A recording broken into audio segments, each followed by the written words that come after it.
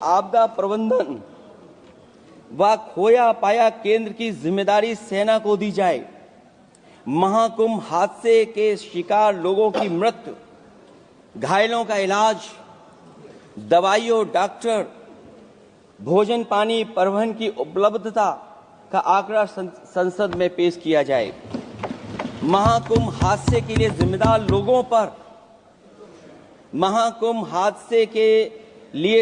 लोगों पर घोर दंडात्मक कार्रवाई हो। जिन्होंने सच छिपाया है उनको दंडित किया जाए। अध्यक्ष महोदय, हम डबल इंजन की सरकार से पूछते हैं, अगर अपराध बोध नहीं था तो आंकड़े दबाए, छिपाए और मिटाए क्यों गए हैं? सच छिपाना और मिटाना भी तो अपराध है। इसका दंड कौन भुगतेगा? अध्यक्ष महोदय, जहां इंतजाम होना चाहिए था वहां प्रचार हो रहा था। एक धार्मिक समागम में डबल इंजन का राजनीतिक प्रचार अशोभनीय है, निंदनीय है। इतने बड़े हादसे के बाद कम से कम अब तो वो होर्डिंग उतरवा देना चाहिए। अध्यक्ष महोदय, महाकुंभ की जो तैयारी हुई, जो हम लोगों ने जाना वहां पर, महाकुंभ न केवल 144 साल के लिए ये कहा गया, बल्कि ये भी कहा गया कि पहली बार धरती पर इस तरह का डिजिटल और जो आधुनिक चीजें हैं, टेक्नोलॉजी, उसका इस्तेमाल कर करके महाकुंभ होने जा रहा है। सीसीटीवी, ड्रोन, लाइव स्ट्रीमिंग के आधार पर जिनका दावा था कि वो डिजिटल कुंभ करा रहे हैं, वो मृतकों की डिजिट नहीं दे पा रहे हैं। एक तरफ तो जो लोग डिजिटल डिजिटल डिजिटल अध्यक्ष महोदय कहने को थकते नहीं हैं, लेकिन जब कुंभ में इतना बड़ा हादसा हो गया है तो यही सरकार डिजिट नहीं दे पा रही है। हमारे अपने लोग मारे गए हैं, जिसमें परिवार का हर रिश्ता दिवंगत हुआ है। किसी की माता, किसी के पिता, किसी की बहू, किसी की बेटी, किसी का भाई बहन, चाचा चाची, बच्चों के आंकड़े तो अभी तक नदारद हैं। खोया पाया केंद्र ही लोगों को तो नहीं मिल रहा है। जो खोया पाया केंद्र था उसको भी लोग पा नहीं पा रहे, ढूंढ नहीं पा रहे। अध्यक्ष महोदय, कुंभ कोई पहली बार नहीं हो रहा है। कुंभ का आयोजन सदियों से होता आया है। हमारे पौराणिक और हमारे इतिहास के दस्तावेज ये बताते हैं कि समय समय पे जो भी सरकारें रही होंगी, जिसका भी राज रहा होगा अध्यक्ष महोदय, उसने महाकुंभ या इस तरह के कुंभ का आयोजन किया है। एक तरफ तो वो कि जो 144 साल बाद महाकुंभ होने जा रहा है, उसका इतना प्रचार किया। और मैंने तो कई टीवी इंटरव्यूज में, कई समाचार चैनलों पर यह बात सुनने में आई और सुनते रहे हम लोग कि सरकार ने 100 करोड़ लोगों के आने का इंतजाम किया है। और अगर 100 करोड़, अध्यक्ष महोदय, अगर ये बात गलत है तो मैं रिजाइन आपको देना चाहता हूं। अगर अध्यक्ष महोदय, ये माननीय सदस्य लोग अगर ये नहीं सुन पा रहे हैं तो मैं इनको एक एक को, आप नहीं गए स्नान करने, आप स्नान करने नहीं गए, इसीलिए इस तरह की भाषा का इस्तेमाल कर रहे हैं।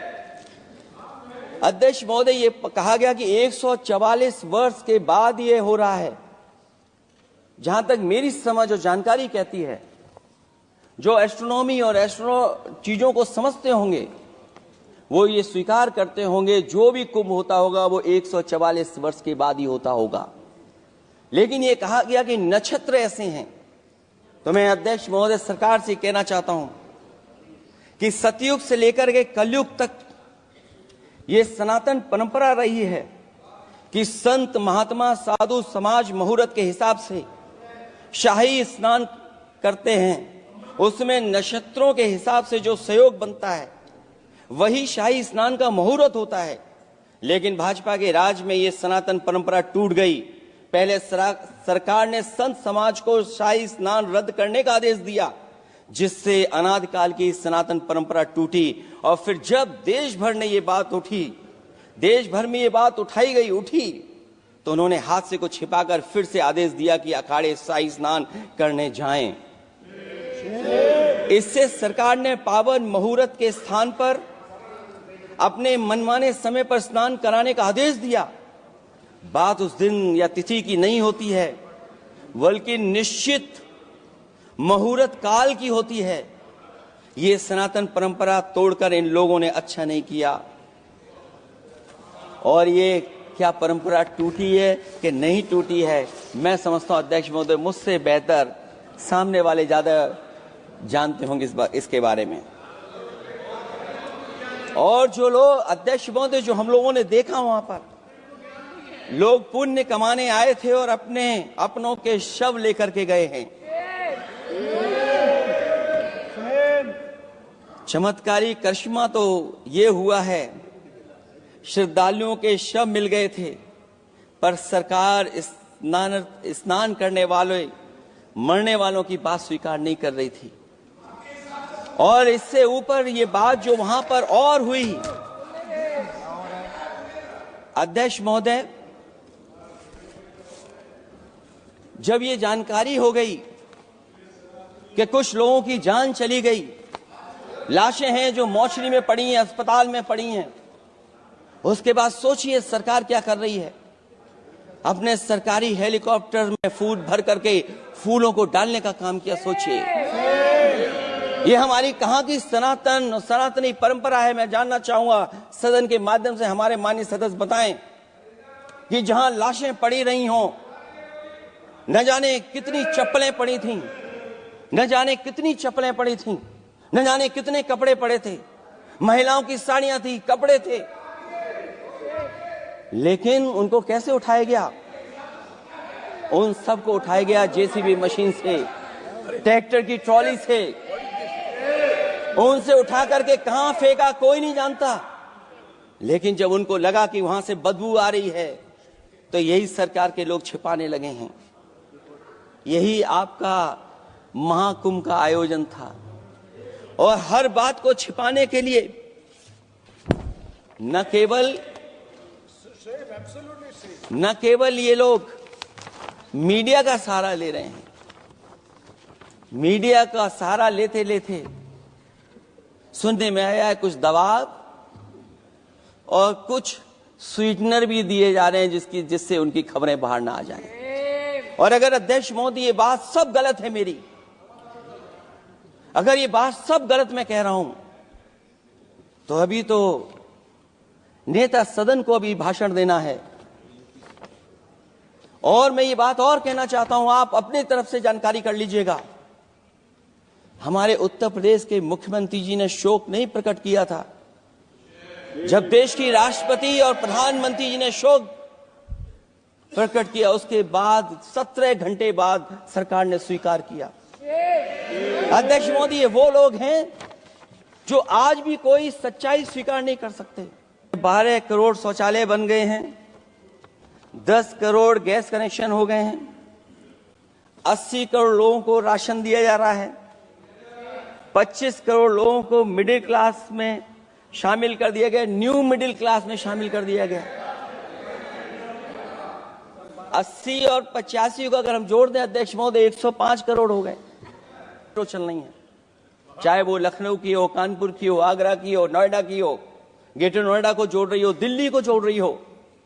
और अध्यक्ष महोदय, जिस समय उद्घाटन हुआ था दिल्ली से नोएडा को जोड़ने वाली मेट्रो का, उस समय देश के प्रधानमंत्री एक विदेश के बहुत बड़े उनके साथ बैठ करके गए थे उद्घाटन करने।